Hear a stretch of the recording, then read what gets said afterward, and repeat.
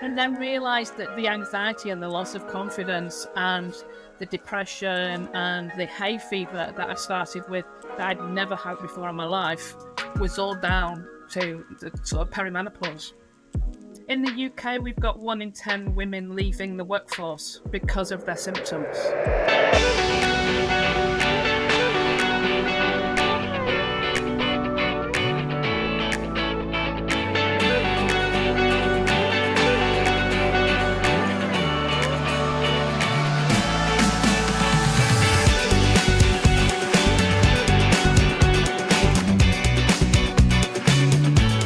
All right. Welcome to the Nurse Boss Ship. It's your girl, Dr. Kiiyonna Jones.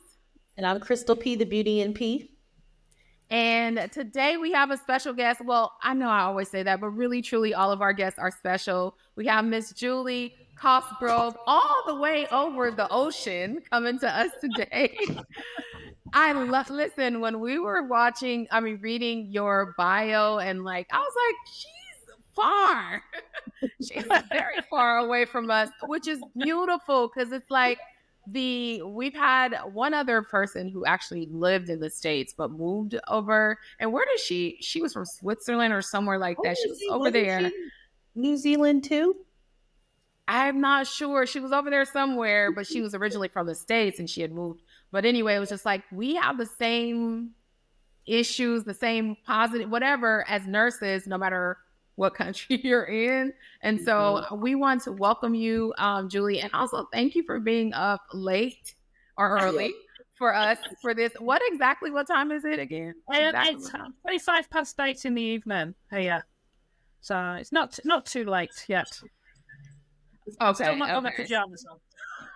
Okay, gotcha. Okay, and so I want to give you the opportunity, Julie, just to go ahead and introduce yourself, give us a little bit of background about you, like your nursing journey, and then just, what led you to get to this point, and then we'll dive more into some more specific questions. Yeah, no problem. So, thank you very much for having me. It's quite exciting. So so I'm Julie. I am originally from Lancashire in the UK, which near a town called Blackpool, which is famous for a tower similar to the Eiffel Tower, just a smaller version of it. And I went into nursing. It's the only thing I wanted to do. I didn't really know what I wanted to do. It's the only thing I wanted to do. And when I went to careers advice at school, I just, what do you want to do? Want to be a nurse? Okay. And that was all they said. Not, oh, you could do this or you could do that. So I ended up going into nursing. Started as a student nurse in 1986. I was hospital trained, which was how nurses were trained at the time in the UK. We were one of the last schools to be hospital trained before they started putting them in the universities, and then qualified in 1989, and then went to work in theatre. For 12, I was aiming for 12 months and was there. I stayed at the same hospital for 12 years. So, but ended up working in theatre for 29 years overall, doing orthopedics and then ophthalmics. So, and then went over to New Zealand, did 18 months over there. Thought I was going to a backwater. Really shocked to say they were doing things so much more advanced than I was doing in the UK. I was absolutely blown away. Came back to the UK for 5 years and then emigrated back to Christchurch and then returned to the UK in 2017. And my aim was to get out of nursing. I wanted to do something totally different. I'd had enough of working with grown-up children, or surgeons as anaesthetists, as I like to call them. I wanted to get out of nursing and just couldn't get a job. Tried everything. Recruitment agencies, all they offered me was nursing homes or basically nursing homes. You can have a nursing home job. I was like, I don't want a nursing home job. I didn't get my registration back because I thought if I get my registration back, I'll go back into theatre for 6 months and still be there 12 years later. And I didn't want to do that. So I did a bit of temping. Worked a reception in a couple of car showrooms and then worked in a call centre for a bit. And then I got my registration back and went into disability assessment. on behalf of the government. Did that for 6 months and then moved into sort of occupational health and working within absence management. So I was self-employed as a contractor for a company doing that. So I do that part of the week, and then I do my menopause the rest of the time. So that's where I'm up to at the moment. So helping people get back into work or stay in work. But it's definitely better than the clinical work. No grown-up children to deal with.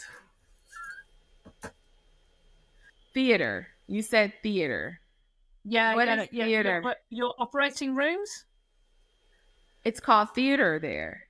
Yeah, we call it theater. Yeah. I thought so. Just imagine how the story was a whole different story in my mind when you said theater. You graduate. I love it, darling. Like you graduated nursing school and then went into theater. Okay. So that's I should have got. I should have put my Grey's Anatomy hat on and said BOR. Right. I was like, where's this going? And then you went back to theater, and I'm just like, okay. Right. Okay. So it's OR. Yeah, why? Yeah. Okay, I got it. Okay, so you essentially you were trying to get out. So you went through all these different roles within healthcare, and then you were trying to get out. You were done. You wanted to be yeah. Coming back to the UK, I thought I just wanted to do something different. I've had enough of working in healthcare. I quite fancied doing something in HR or IT or just something totally different. And I just couldn't get a job. No one would employ me. I have no transferable skills as a nurse. You're able to get in care homes, unfortunately. Yeah. Yeah. And so you ventured up, and of course this is nurse boss shift, so we're highlighting, and I know everybody's like, okay, where are we going with this? Well, you're an entrepreneur, you're a business owner, and you identified a gap. So I would love for you to just, what happened? What was the story behind that? What I find is that a lot of the nurses we interview, there's a story behind how they ended up with this business. And so would you like to give us, first of all, tell us your business, because you spoke about it just a second ago, but like, what is your business? And then how did you get into it? Yeah, so I now work as a menopause coach. So I call myself Julie Menopause Coach. And really, it was by accident. Coaching in the UK is not I don't think it's anywhere near as big as it is in the States.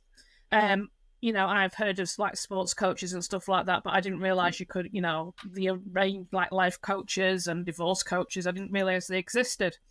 And I was doing an assessment as part of my OH role with a lady who was saying to me, "Oh, I'm really struggling with my menopause symptoms." And I went, "Oh, right, okay." I thought menopause was hot flushes and no periods. I thought, what's this woman talking about, So I was sort of talking about, and she was talking about her symptoms. And I thought, I'll just Google it and see what it is. And Google said, "Oh, there's 34 symptoms." I'm like, "Oh my God, there's 34 symptoms. I didn't realize there was that many." So I gave her sort of a bit of general, I can't remember what I said, so I gave her a bit of general advice, and then you sort of thought, coped with that quite well. And then I think it was maybe a couple of months later, I had another lady who was saying exactly the same thing. And I thought, oh, there's something in this. I need to find out more. And it was just by accident that we were told about a lady called Lauren Sheeran, who was doing some free awareness sessions on menopause. So I thought, I better sign up for those, because obviously there's a big issue out there. I've had two within, never spoken to anybody about it before, and I've had two within like a couple of months. And I did that, and she offers like a 15-minute free call. So I arranged that, and I said to her, I work in occupational health, support people who are struggling in work or off work, and I've had a few people going on about menopause. So I said, what can I tell them? Where can I go to get some training? So I'm giving them the right advice. And she said to me, "Well, what do you tell them now?" So I said, very proud, "I send them to the GP." And she went, "Don't do that." She said, "GPs aren't wrong." What is Your GP general stand? practitioner, our general practitioner. Oh, okay. She said, they're not trained. Don't send them there. So I was like, all right, okay. And then our health service over here has the website with loads of information on it about different conditions. So I said, or I'll send them to the NHS website. And she said, don't do that either. That's not been updated for years. And I'm like, oh my God, what am I giving this advice to these women? You know, am I giving them the wrong advice? I was starting to panic. So she sort of pointed me to the British Menopause Society that do training. And she said, oh, I'm doing some menopause champion training. I'm starting up, doing the first cohort in a couple of months. Would you be interested? I'm like, yeah, put me on it. I want to do that. So I went ahead and did the champion training. Absolutely fascinated, you know, learned loads. I mean, it wasn't until I did her free sort of training that I realised I was in perimenopause. I didn't know it existed. I'd had hot flushes and had them for a few days. They disappeared, and then I thought, oh, this is it now. I'm over and done with. What's everyone talking about? And then realised that the anxiety and the loss of confidence and the depression and the hay fever that I started with that I'd never had before in my life was all down to the sort of perimenopause. So I did her champion training, started doing a bit of awareness training to, you know, on behalf of the company that I work for. And then she said to me, oh, I'm starting up a coach training. Would you be interested? I'm like, yeah, I'll do that. Not a clue what it was. So I did her coach training and loved it. And I just, you know, thought this is what I want to do. So like I say, it was just purely by accident. You know, 5 years ago, I would have never said, oh, yes, I'm going to be a menopause coach. And I love that so much. There's a couple things that I'm pulling out from this. One is the name that you've given yourself would be so obvious to your ideal target audience. It's like a menopause coach. Anybody who is going through those symptoms or even peri will have a little light go off when they see the menopause coach. And then to do something and to focus on an audience that is relatable to you and that you are going through or have been through makes it so much more intimate for the connection that you'll have with your audience, which I also love. And the fact that you were willing to step out, which is a whole nother thing, which takes me to the next question that I was going to ask you. One of the things that we often talk about on this show is, you know, identifying the gap and then being courageous or audacious enough to step out. And so what made you do that? Like, so I know you met with her, but then you said she offered her coaching program and then you were like, I'll do it. And I'm sure there was a financial investment involved with that. Oh, yeah. What made you not say like, oh, well, I don't know if I want to, you know, if that's in my budget or... I think it was just something in my gut and it really interested me. And the fact that I'd been a nurse for 30 years and I didn't know about menopause, you know, and just wanting to make sure, you know, women should be aware of what they're going through. You know, the fact that GPs, doctors aren't trained, it's getting the information out to the wider public, getting it into the workplaces as well. You know, making sure women are supported. In the UK, we've got 1 in 10 women leaving the workforce because of their symptoms. You know, it's this huge amount. That's 10%. Yeah. Wow. Yeah. Studies show that a lot of women, employers actually lose a lot of because of how many women are going through menopause, perimenopause symptoms, and they don't know it, but they're calling off work because they're too depressed to come to work. Their symptoms are too bad. So actually employers are losing lots of money based on women's symptoms, plus the time that they spend off going to their doctors or other practitioners who can't help them solve their problems. So they're taking off work for that. And they're having to go to several different doctors appointments because nobody knows how to treat these women. So it's really a shame. Yeah. The usual go-to is if they'll go to the doctor and go, I just don't feel right. Is here, have some antidepressants. Oh yeah, for sure. Yeah. Rather than looking into other reasons to why, and especially if they're younger as well, because you can become perimenopausal at any age. I'm doing a chat with a young lady in a couple of weeks, and she was 15 when she became perimenopausal. What? Wow. So it can happen at any age. But if you go to a doctor sort of in your 30s and go, I think I'm menopausal, the chances are they'll turn around and go, you're too young.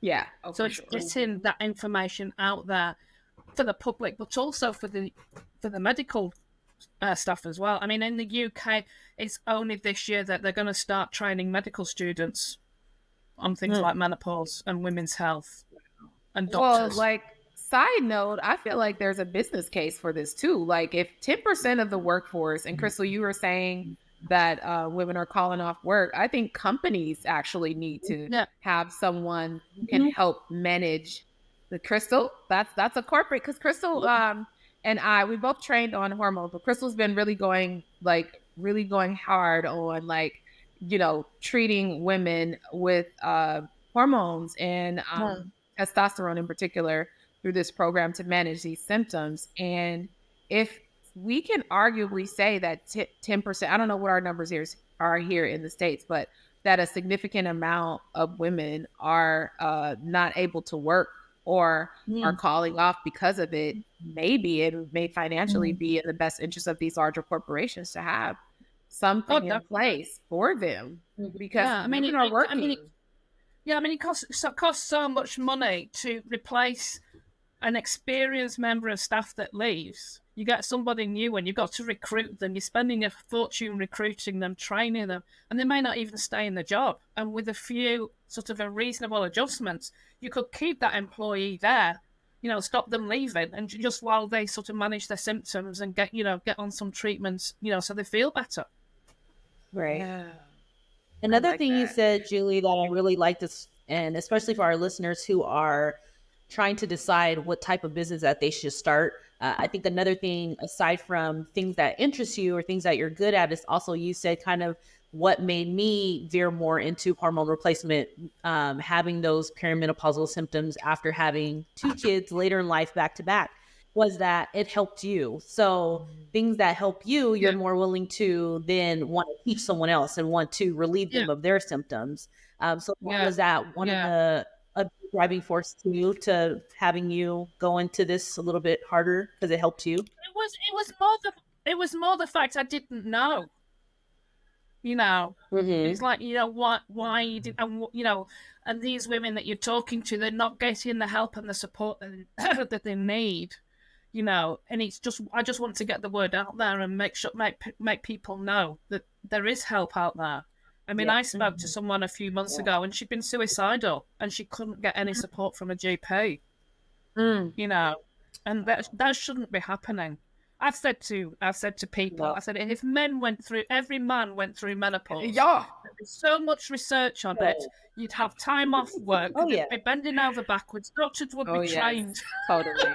No, yes. It's so true, though. If you think about it, when it comes to menopause, it is still very old as far as how they treat it, which is very objective. And we know it's not objective. One thing we love about the program that we have at Christal and I have she has her own med spa and I do too, but we both attended the same program. And one thing, what we love about it is they treat the symptoms, not the number on the paper that says, oh no, you shouldn't be feeling this because you're within this range. It's like, no, you go by how they feel.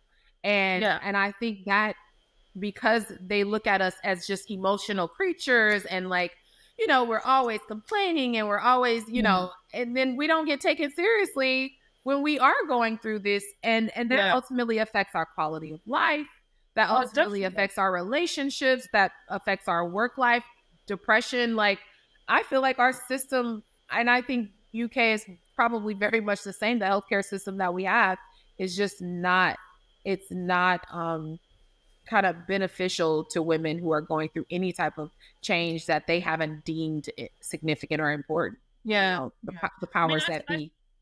I spoke to one woman, and she said her GP said to her, "What do you expect? Your ovaries are shriveling up." Yeah, see, that's crazy. You know, if a woman had said that to a man, "What do you expect? Your balls are shriveling up," they'd have, they'd have been slapped. Listen, the way Viagra went so fast on the market, I agree with you. We know who the priority is here. Oh, definitely. lozenges, there's nasal spray. I mean, all different kinds of Viagra options. So my question for you though, then, Julie, is how do you, because what I noticed as well as being a provider here in the States, Christal, by the way, Christal and I are nurse practitioners. And so what I've noticed though, as a provider, is that even women have become indoctrinated in this. Is just a part of the, like you have to, it's kind of a rite of passage. It's like, yeah, you're going through menopause. This is what it is. Yeah. And we accept it as that's what it's okay. Like, that's just a part of us getting older versus like, what is out there that can help me? Like, does this have to be this way? We've accepted it because that's what's been put out there. So do you have any type of resistance for your market? And then what do you do about that? Yeah, well, I mean, it's trying to get, it's like I said before, coaching over here isn't as sort of big as it is in the States. So it's trying to get it out there. Trying to break through. And because our health service is free, you're not paying to go and see the doctor and the health, a lot of practitioners. It's hard to sort of get in there when you go and say, oh yeah, I'm a coach, but I'll see your patients, but they're going to have to pay me. It's not like, it is a bit more of a challenge than it would be to go and work with someone, a private GP or a private health clinic and stuff like that, where people are used to paying out for stuff like that. So it is a bit of a challenge, but it's just getting the names out there and trying to get in corporate as well. Trying to break through into businesses. Trying to knock on the doors and let me in. Right. You just don't know it yet. Right. Oh, no, I was just going to go into how does her program work, or how does she end up building her program to help these ladies through your coaching? Okay, so the coaching course that Lauren taught us was based around a program that she had put together herself. She put it together, I think, 8 years previously, and taken hundreds of women through it. So it's based on a 7-week program. It's just looking at basic lifestyle activities. It's the things that we should be doing all the time, but we don't.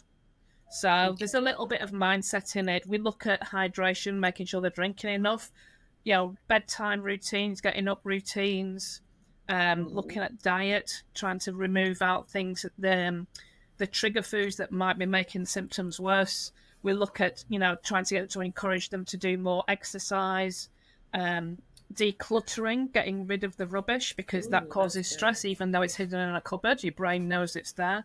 And also putting in boundaries and asking for help. Yeah. We're not taking them through and saying you've got to, starve yourself for 7 weeks, stand on your head for 2 days a week, and, have seaweed baths and weird and wonderful things. It's just building on what they're already doing. And then they will at the end of the course, they will take away what they need at that time, whether it's just the fact that they're drinking more water than they did 7 weeks ago. Mm-hmm. And these little changes make have this huge impact and make them feel better. It's amazing. Mm-hmm. Mm-hmm. Yeah. What would you say the business case is for something like? Do you feel like it's something that you will be able to sustain from a business perspective? Is it there a financial? Do you feel like as far as the revenue is concerned, I'm really asking. I'm hoping so. I mean, Lauren's made a business out of it. There is, and it is there. It's just hard. It's just hard getting off the ground. So it's sort of getting out there, sort of getting the brand out there. I'm doing a well-being event in a couple of weeks. I'm doing a talk for a networking place in a couple of weeks. It's sort of more corporate thing. So it's just getting out there. But I'm hoping, because I said to him, I had to re-register. We had to redo. As for nursing, we have to do revalidation every 3 years. So sending a whole load of proof that you've done that, you CPD and this, that, and the other. And I said to my manager, I don't want to do this again. My aim is not to have to revalidate again in 3 years.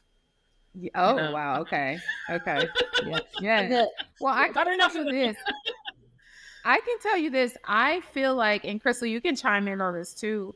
I feel like the beauty in your business, if you can, and by the way, I'm a nurse coach too, so I coach. But if I were to coach you, I would say find a position your business where you can be digital with the support, and it's going to be easy. I mean, you have the whole, every woman is either going to be your client at some point or needs to be your client right now. And if you can get access on that level, it will be easy for you to be profitable and continue this and grow it and scale it. Because the truth of the matter is, the challenge for you is going to be getting women to understand that you don't have to just take it.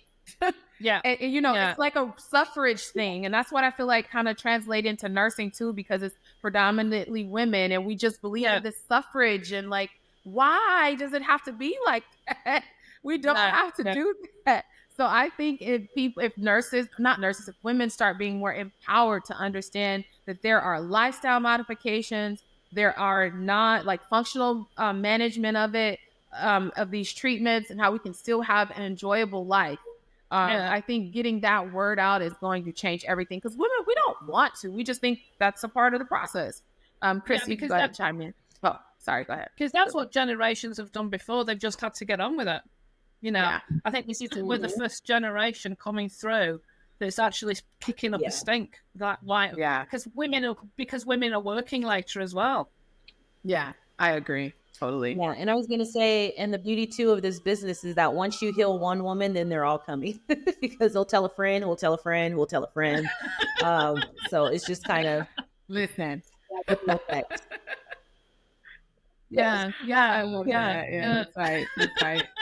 So, and then the last segment we always have is where we just kind of ask you, you know, from an entrepreneurial perspective. And I think you have a couple of, I want to give you more credit than I would give us in the States. And let me tell you why.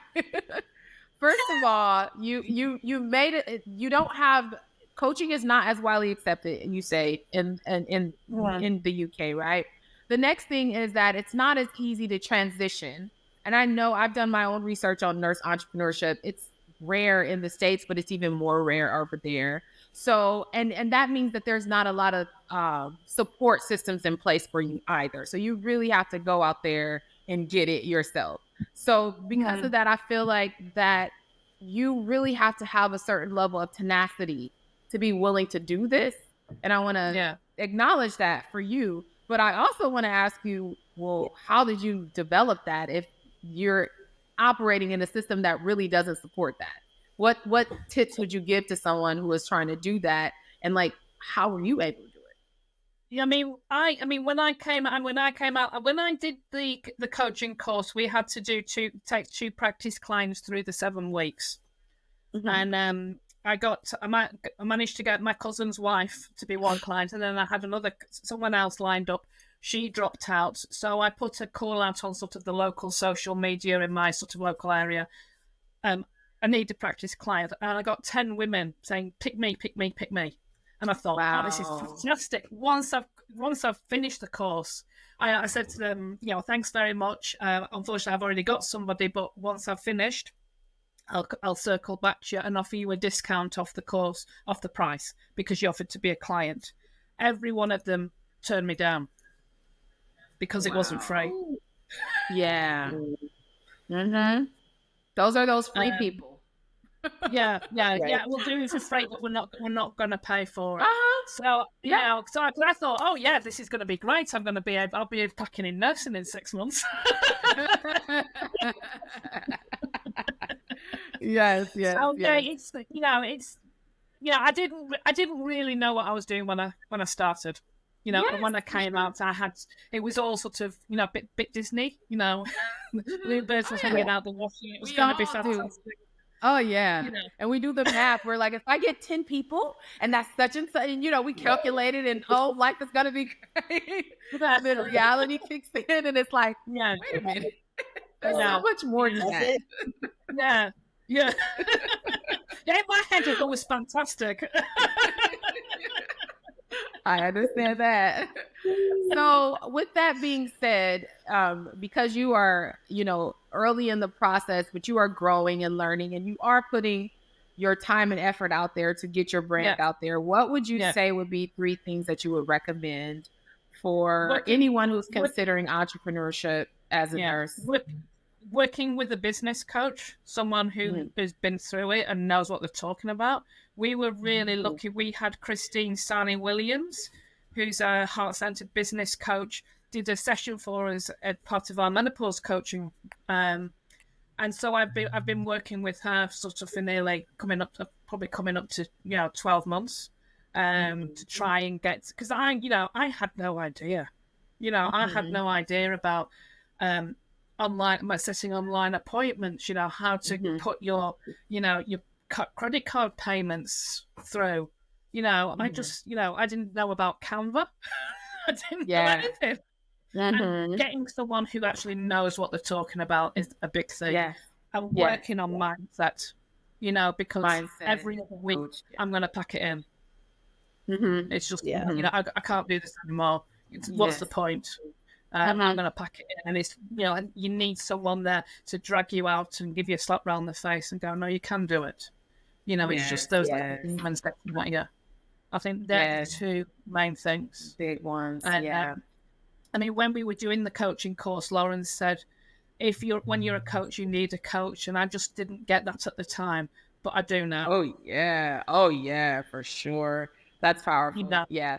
So then that means your 3 things are, and by the way, the top thing that everyone says when we interview is get a mentor or a coach. So you're right in alignment with that. But then the next part of that is get a mentor or a coach who has a coach, which is also important. And then the last one that you said, which is mindset, working on the mindset all the time. Because when you have those dips, you gotta pull the strength from somewhere. And if you build your mindset, you definitely will be able to do that. So I for sure. And having that support system as well. I mean, the coaching course that I'm on at the moment has got a really good support network. So you can just text and then someone will jump in and, give you that like virtual slap around the face, so, you're okay. Do this and stuff like that. And we congratulate people when they get clients and stuff like that. So it's really nice. It's not, oh God, they've done it and I've not done it. Go, Exactly. Awesome. Well, Julie, I would love to know, and you can tell everyone how they can find you, if you have social platforms, websites, courses, whatever you got going on. We would love for you to share it with our audience. Yes. So I've got a Facebook page, and that is really hard to remember. That's Julie Menopause Coach. I've also got a Facebook group, and that is called the Menopause Suite, Navigating the Change with Ease. So I'm going to start in a couple of weeks doing some sort of recordings, like interviews in there. And the first one will be with that girl that I said was 15 when she's became perimenopausal. So those will only be in the group. And I'm going to get some new health coaches in, a physio in, and all sorts of people to try and give it, explain a bit more on the outer edge of menopause, how women can help themselves as well. I don't have the website yet, so I'm just basically on Facebook. I am on Instagram, but I don't really understand Instagram, so I'm sticking with the Facebook side of it. Okay, that's fine. No, that's totally fine. They got a couple ways to reach you. That's good. Yeah, they can contact me through there, or they can JulieMenopauseCoach@gmail is my email. And the programs I have, I've got we've developed a system. It's called Rediscover Yourself in Menopause. So we look at, I've got 3 programs. I've got an 1.5-hour session that's called Map Your Menopause. So it's finding the sort of the top 3 symptoms that someone's struggling with and using those pillars from the plan, giving them some pointers of how they can go away and sort of try and do it themselves. Someone who's got really good self-control is very, yes, I can do this. I don't need any accountability and support. And then they'll have a follow-up call a month later just to see how they're getting on. We've also got the 7-week plan, which is the menopause plan. And then that has a follow-up call a month later just to see how they're getting on. And then there is Mastering Your Menopause, which is 6 months of support. It includes the menopause plan, unlimited support with me. There is an hour's session with a physio who's got an interest in pelvic floor health as well, and they will get a sleep review, and they get monthly updates, monthly catch-ups to see how they're getting on, keep that accountability going, and keep them on track to hopefully help them rediscover themselves again in menopause and find the old them. Okay, awesome. Cool. Well, you guys, make sure you go ahead and follow Julie. Julie, thank you so much for coming in here and being willing to share your journey as a nurse entrepreneur, and also just helping women navigate this change and in a way that we do not have to be subjected to all of the negative symptoms that comes along with this. So thank you so much for being a champion of change. We appreciate you for being here. Chris, anything else before we have? No, thank you. I love the work that you're doing. It's the same path that we are on. So continue and keep up with the good work. And thank you so much for having me here. It's been really good. I've had a really good evening. Thank you so much. All right. Take care. Take care. Cheers.